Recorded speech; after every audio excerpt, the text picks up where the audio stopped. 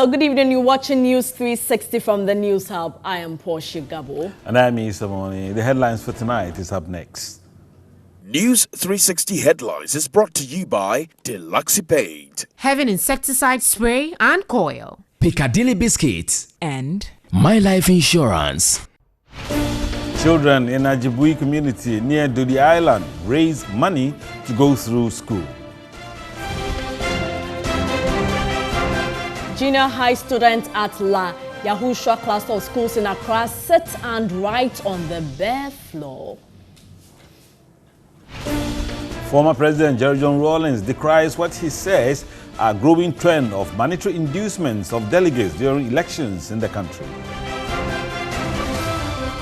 Later in mission tonight, 10-year-old Charlene Tunbani at Baguri is suffering from multiple disabilities and needs support to enable her go through medical treatment. In international news, prominent bodyguard to Saudi Arabia's King Salman shot and killed in personal disputes.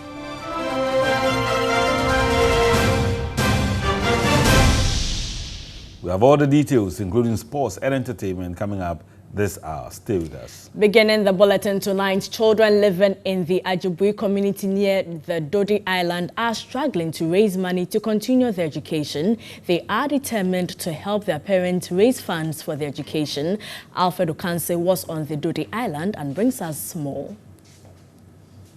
One of the major tourist destinations in the eastern region is the Dodi Island, the only all-encompassing aquatourism destination situated on the beautiful banks of the Volta Lake, second largest man-made lake in the world, and the Akonsombo hydroelectric dam. I got onto the Dodi Princess, one of these cruise tours to Dodi Island. Captain Johnson Garba is the captain for this cruise boat. He has been on the Volta Lake for 46 years. I've been on these waters for 46 years. 46 years? Yes, with different boats that are there. But this one is the modern boat that we are using. It has no steering, but you use joystick. Okay, that so is a new thing. Can you take us through? Yeah, that is it. This is the joystick. So we are on the line, the white line. The shoulders of the Volta Lake are dotted with mountains, and they all have names with meaning. From the port, we have Mpakadam Mountain, and then Enu Mountain. Then from Enu Mountain, we have Enu Bunsu. Then Enu Bunsu, the Dodi Island, and then Dwarf this island. Then Gemini, a community just along the river. Getting closer to the Dodi Island, residents of Ajibwe, a nearby village, had a cultural trip to welcome tourists.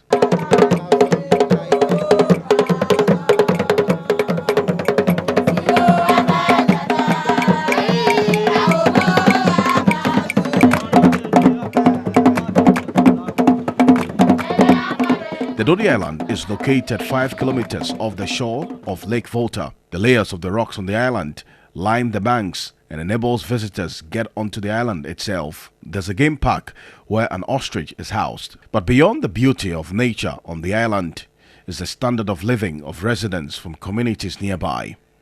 Ajibwe is a village near the Dodi Island.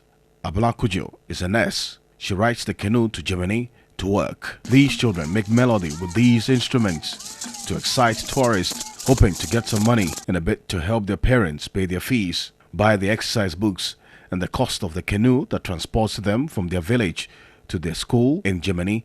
She is 7 years old, she is 4 years old, I understand, and she is 3, and she is also 3 years old. And they are here, and what they are doing is to get some money from people who visit this island. Julia Dugbeja is 15 years old. She spends her weekends on the island, hoping to get some help to go through school. She's a Form 2 pupil of the Ajibwe DA Primary JHS. I need money to go buy book. We are suffer before we go to school. How much is the school fees? 10 cedi. And how much is the books that you have to buy? 1 cedi. 1 cedi for the books and 10 cedis for your school fees. The children on the Dodi Island are asking for help. Which class are you in? Class 5. Class 5. You also want to be a soldier? Yes. Okay. And what about you? I can see you are sweating a lot. What's your name? Ogoenok. How old are you?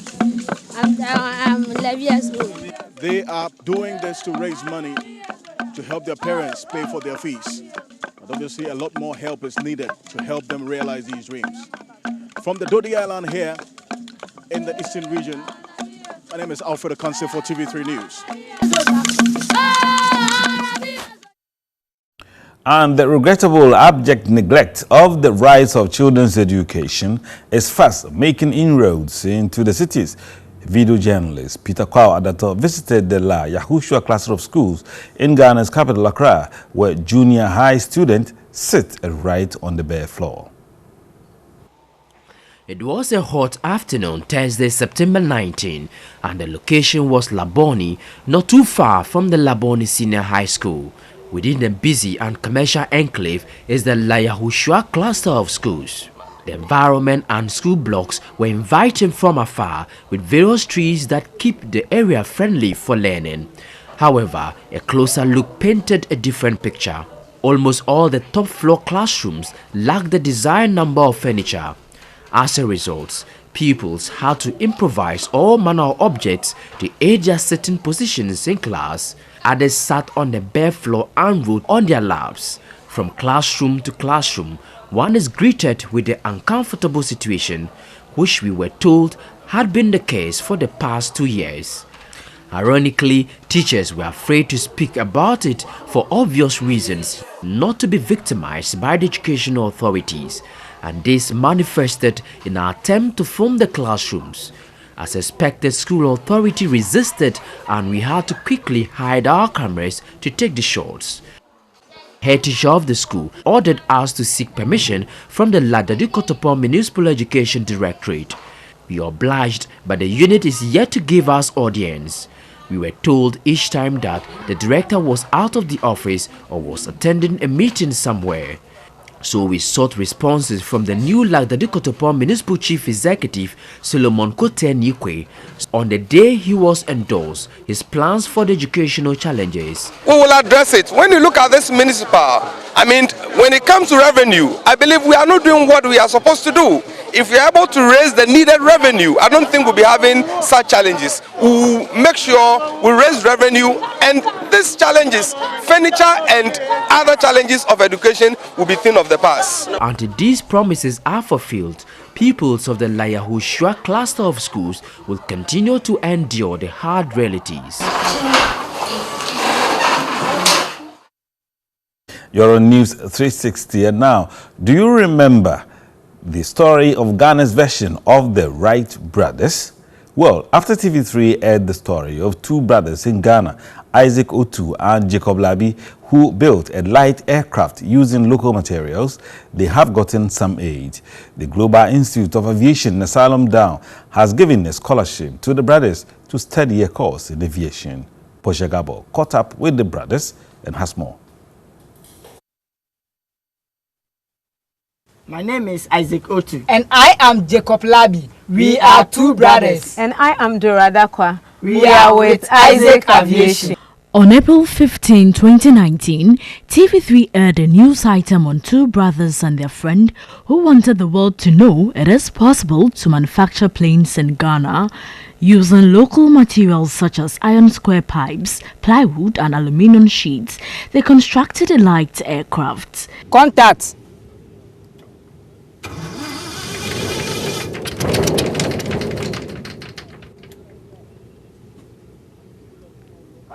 Contact. Moving of ailerons. All right. Check it again. Yeah, the rudder and then the nose wheel. Yes, yes. The rudder, everything is all right. 5 months after the reportage, the brothers have been given a scholarship to study at the Global Institute of Aviation in Asylum Down, as well as an internship at the Ghana Air Force. Today, they are in class to learn more on the aviation industry. So all these events happened from 1914 to what? 1918. I got to know about the Labi brothers through TV3, and I want to congratulate TV3 for the tremendous, work that they are doing in this nation. And when I saw the news on TV3, I was touched. So as part of our corporate social responsibility as an institute, management decided that no, we need to also get in touch with them and also support them with a little help that we can give by giving them a scholarship for them to study aviation management in here. We decided to give scholarship to the Labi brothers concerning the good work that they are doing, and also TV3 for discovering such great talent. So if such people have this talent, you need to also give them what's the needed was support. Because if you have this practical, you need to get what the theory aspect, so that at least it can also enhance them. One or the other, one of the things that we've also noticed about it is that when they have the knowledge, it also boosts the understanding of whatever they are doing. The brothers were grateful to TV3 for bringing their story to the world. What is a major airline? The major airlines are airlines that transfer or transport people from a city to a city. That is it. Without you, the Global Institute even may not seen us to give us the scholarship. And we really also thank them, because us being in the school, we have learned so many things. We don't know about the story of aviation, how aviation came about. And during the teachings and then the school, we were able to know even the reason why they have to check in for us to have the licenses before doing the flying. So now that we've been learning that we have the SAFs, we have so many things that we have to pass through before making our GOFI 16 aircraft flying. We've met the aviation minister, and he asked us to bring the estimates for the aircraft that has left. The air forces, in fact, they are very good to us. My life has changed because I've been in Global Institute of Aviation.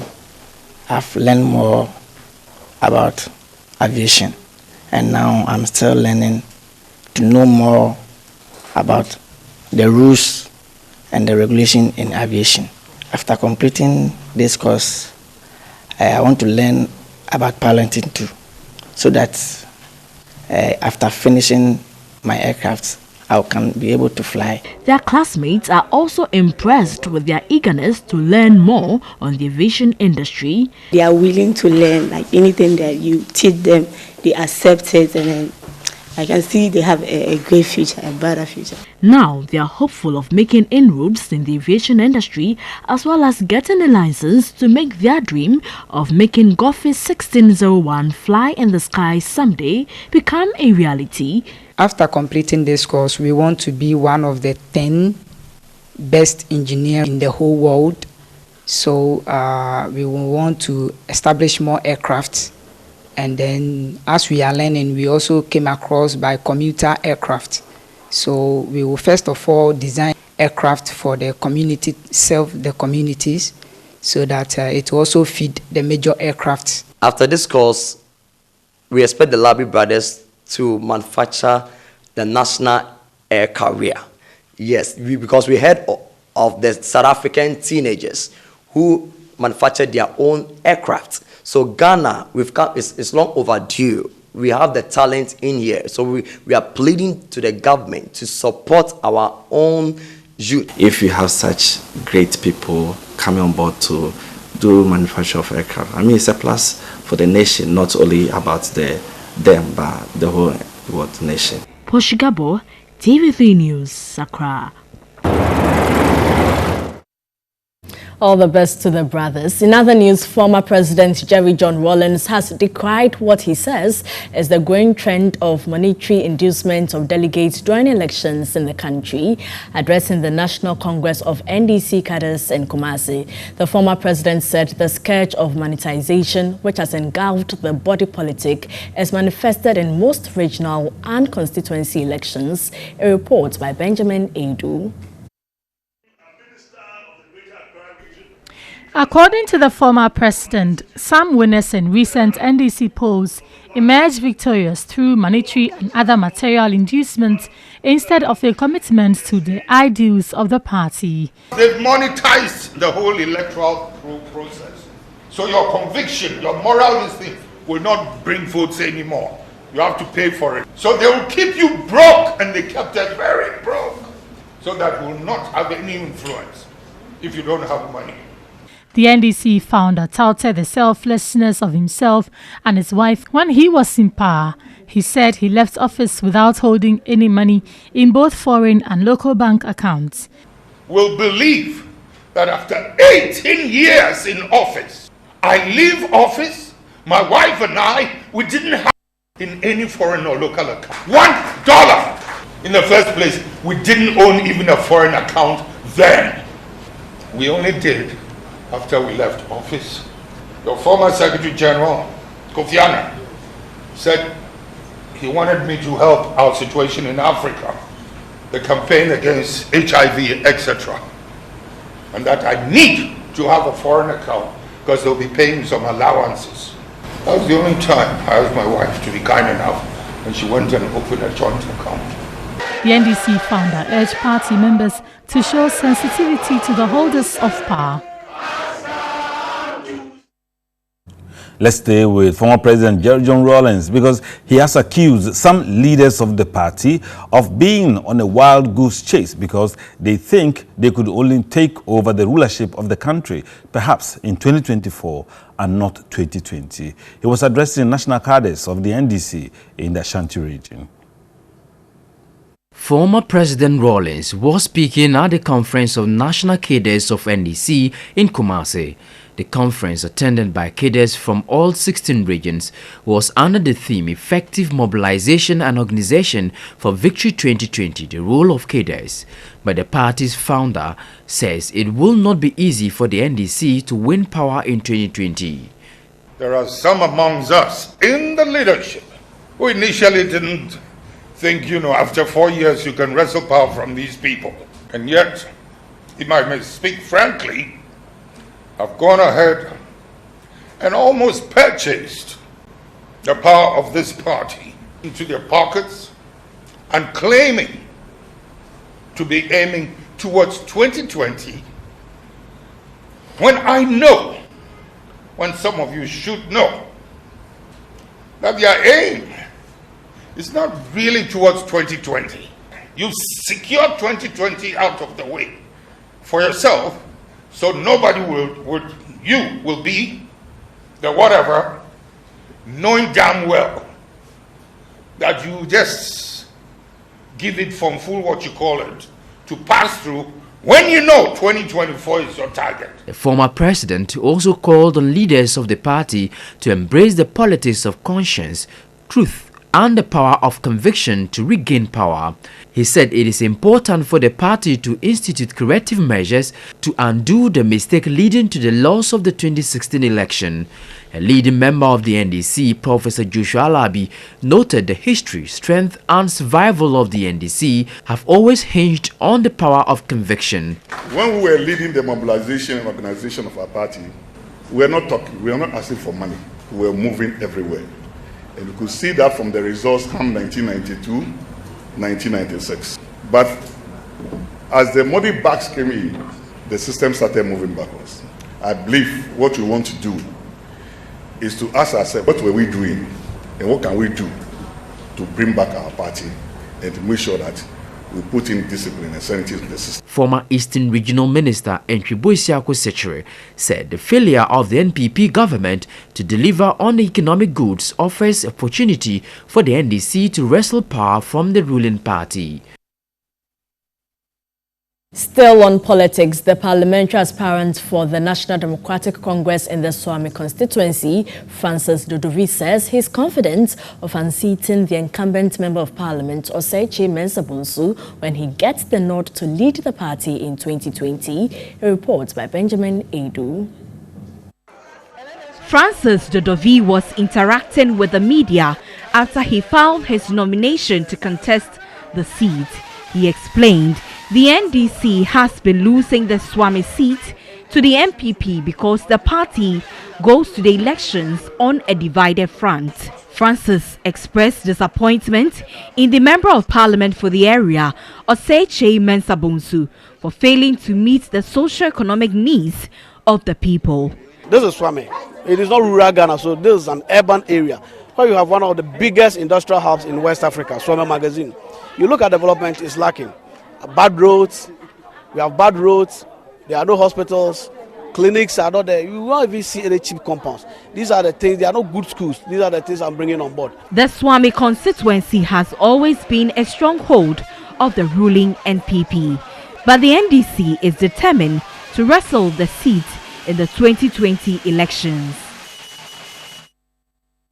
Let's move on to NPP, and the party executives at Ningo Pram Pram have vowed to move the party machinery to Ningo Pram Pram in the 2020 general elections to unseat the incumbent Member of Parliament, Sam George.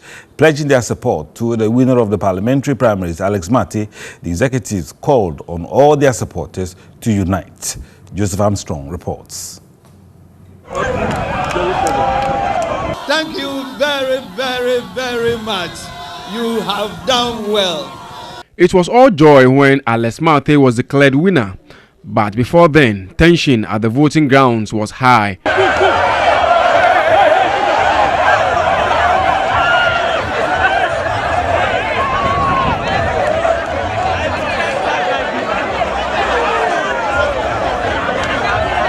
The tension was brought under control. Alex Mate had earlier accused the party executives of seeking to rig the election for Rita Akwele Adote, his contender. The whole thing is being caused by the constituency chairman, whose name is Michael Tete Eku. You can see him in the queue, going around, canvassing for votes in the queue for his candidate. But the DCE of Ningo Pram Pram disagrees. It has not come to my attention, and the constituency chairman has a vote.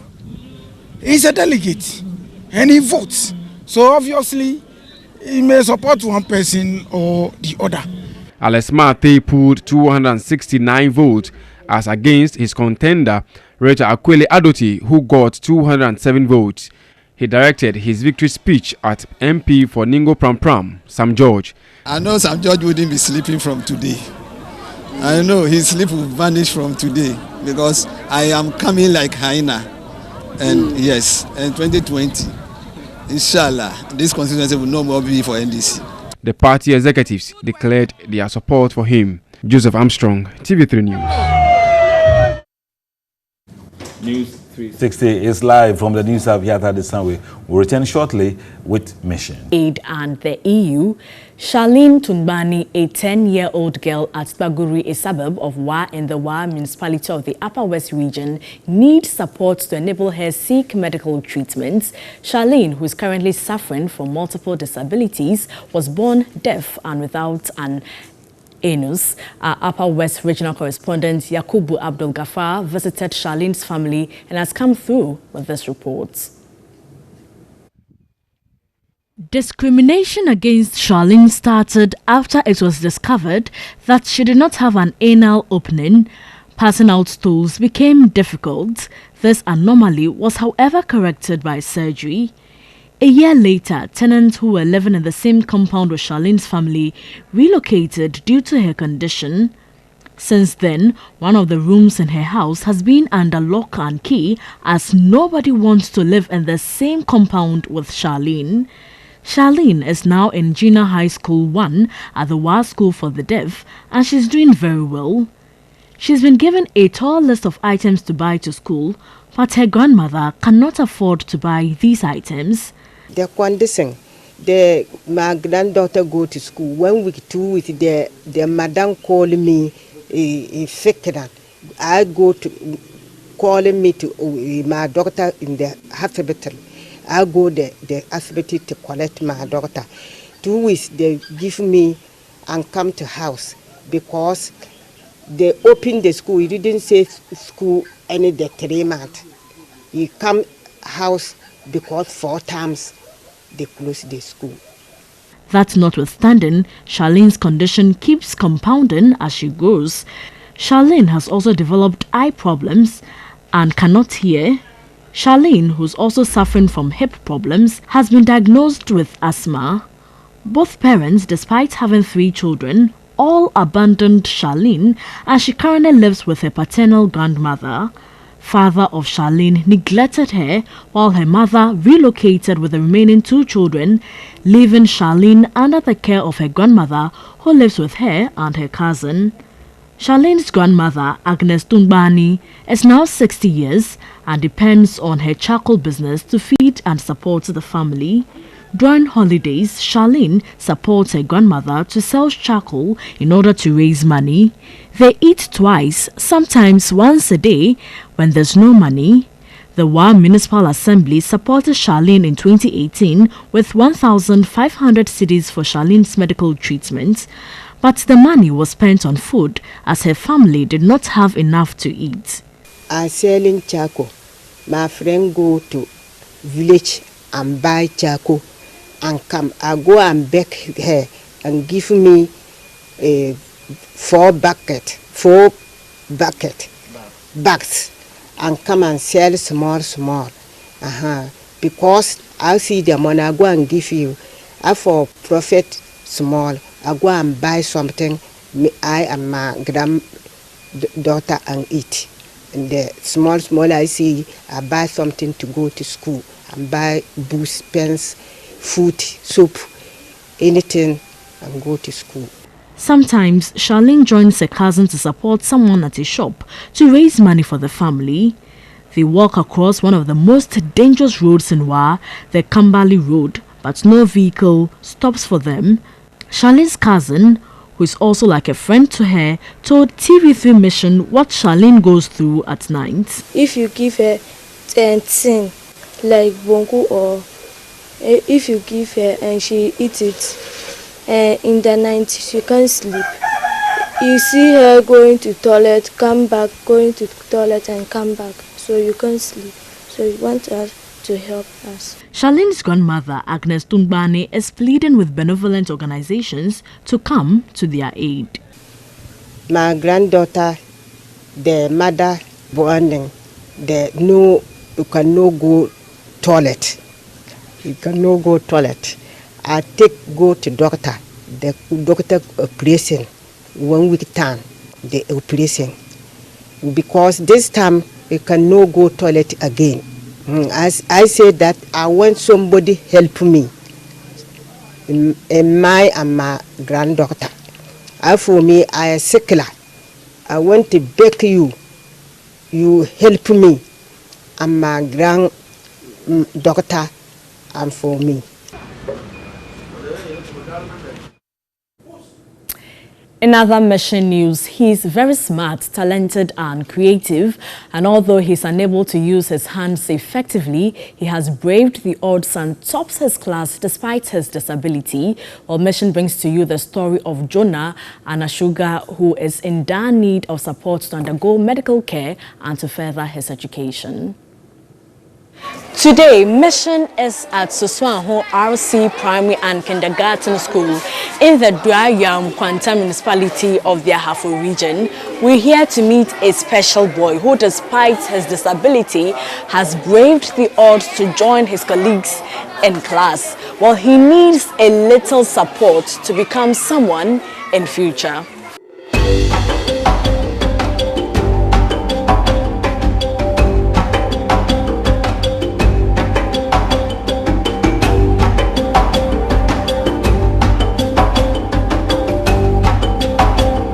Yes, I was born like this. Before I was sent to school, people, everybody who will see me just look at me. That time, I don't come out to go with them or play with children, just like that. So I was at home every time doing artwork and modeling and many things.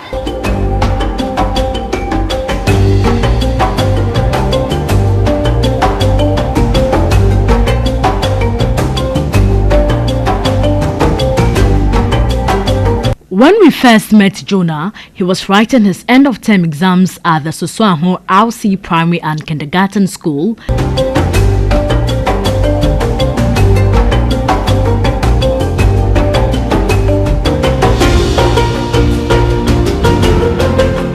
He's unable to use his hands effectively, but slowly he strived to support himself over the years by using both hands, though slowly, to write. But he was almost denied his right to education. I didn't start school early because my father knows that I can't even go to school because of my conditions. People tell me if Jonah was their son, they wouldn't have been able to cater for him. When he was born, I felt ashamed to send him to school. A friend called me and encouraged me to give him education.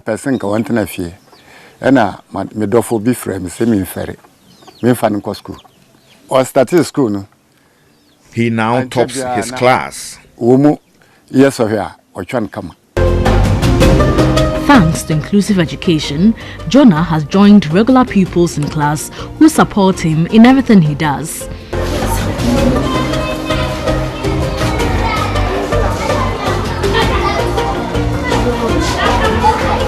By dint of hard work, Jonah is topping his class.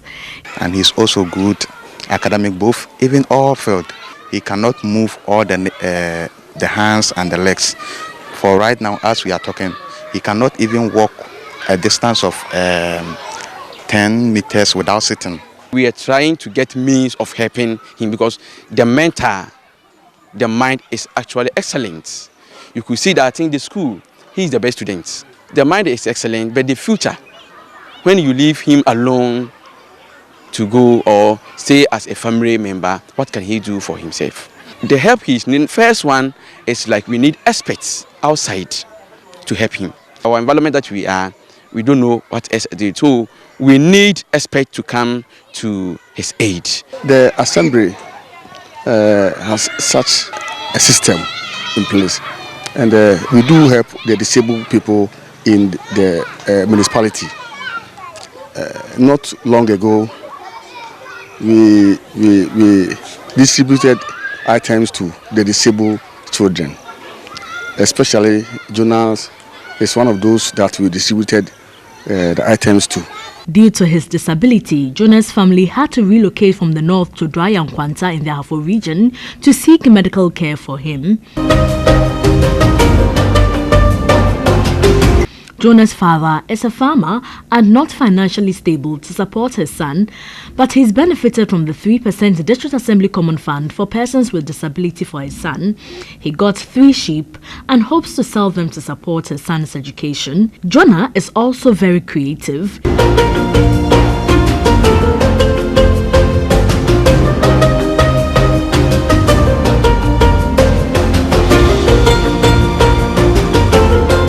He currently needs support to undergo treatment as well as to further his education. Someone could help me to undergo a surgery. I'll be happy because of the distance between our house and this school.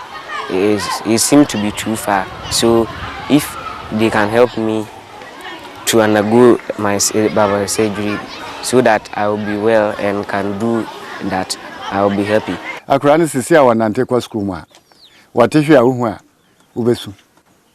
He struggles to walk when going to school. Even the crutches he uses were donated.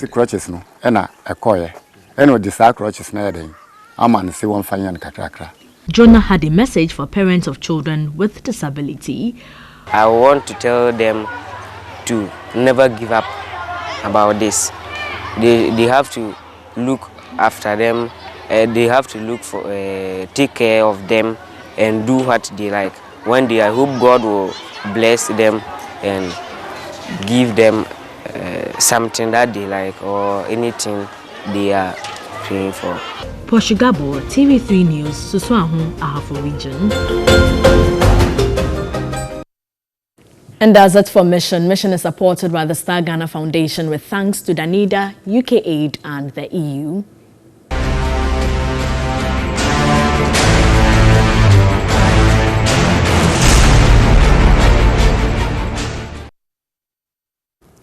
Thanks to Portia for mission. And now the Ghana Export Promotion Authority intends to increase coconut acreage from the current 49,000 hectares to 300,000 hectares in the next 5 years. At an event to climax the maiden International Coconut Festival in Accra, Deputy CEO of the authority, Samuel Dintu, fears Ghana is missing out on the $4 billion coconut industry. Here is George Queen's report. Ghana is 15th on the list of world major coconut producing countries with annual production of 366,000 tons. Although Ghana has no accurate data on the industry to help analyze its worth to the economy, it is evident that it is raking in more revenue, particularly when 70% of Nigeria's import comes from Ghana. The maiden International Coconut Festival, in partnership with the Ghana Export Promotion Authority and the African Coconut Group, was aimed at bringing to bear the full benefits of coconut and how the nation could maximize full potential. There was the exhibition of products mostly made from the coconut value chain. Deputy CEO of the Ghana Export Promotion Authority, Samuel Dintu, hinted of plans to increase coconut acreage to 300,000 hectares in the next 5 years to boost production. We've not had much from gold that we've been exporting for all this while in its raw state. Cocoa is similar. So if we are beginning another shake-up in the coconut industry, we need to be mindful that we need to look at the whole benefit. Chairman of the African Coconut Group, Davis Nakobo, said the event was timely at a time when coconuts was fast emerging as a game changer in Ghana's export market. If we look at what we are trying to do, it's not that the normal festival where people come and live. We ask people to belong to groups to bring out all the normal things they think we should do. And it becomes a communique where we all sign and send it to government to articulate. Some players in the industry called on government to give them attention and address some of the problems they are confronted with if the economy is to make the best gains from the coconut industry. Take from the leaves down to the root, every aspect of coconut can be used and a value can be added to it to create job and employment as well. And this could bring a lot of income to a lot of people. So there is high potential of employing the youth when it comes to the coconut value chain. Coconut water should be something that should be made, I don't know if it can be made compulsory, but the next generation should go into drinking a lot of coconut water because these fizzy drinks are full of sugar. The diabetes, the sicknesses we're getting, these were not things we had before. A coconut today will definitely keep the doctor away. We have sports. Tonight, Afropop musician Kelvin Boy, Opanka and Famie thrilled audiences at the 2019 Campus Rocks Wobba Night Jam at the University of Ghana, Legon. Here are some sights and sounds of the event.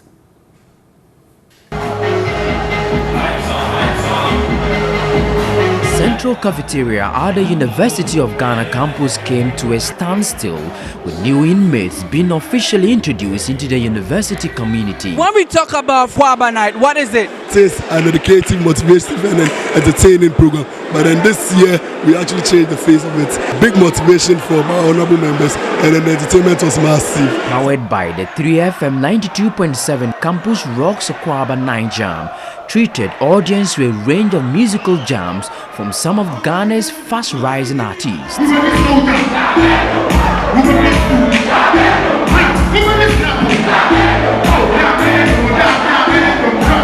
Tema-based rapper and the wedding car hitmaker Opanka was just on point.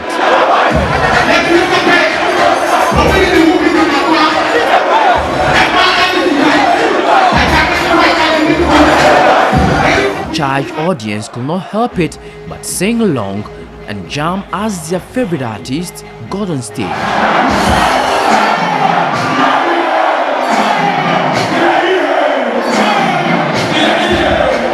Fast-rising Ghanaian singing sensation Family also rocked fans with his thrilling performance.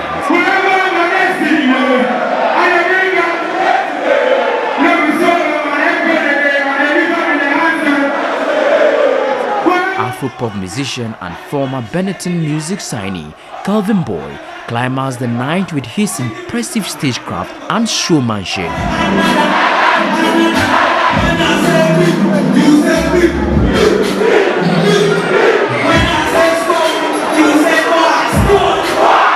Organizers were impressed with the turnout, noting that more of such events will be organized on other campuses in the country. We were anticipating that it will be awesome, that it will be great, exciting and everything, but it was way overboard. Trust, by the end of the day, they showed up and it was fun. We're hoping to do it again.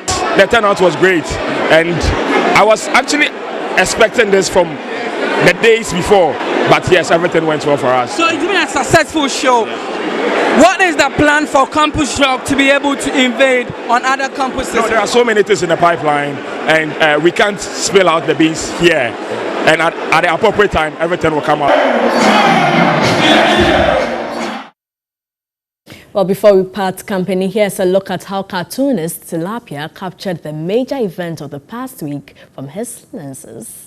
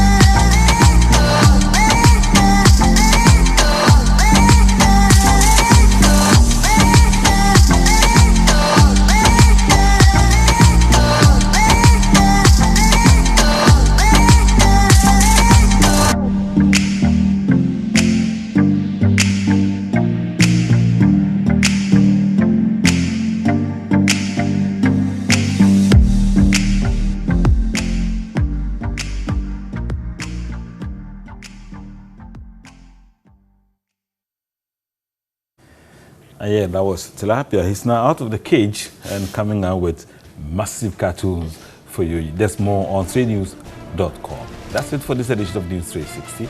I am Isa Morning. And I am Portia Gabo. Up next is Ghana's Most Beautiful.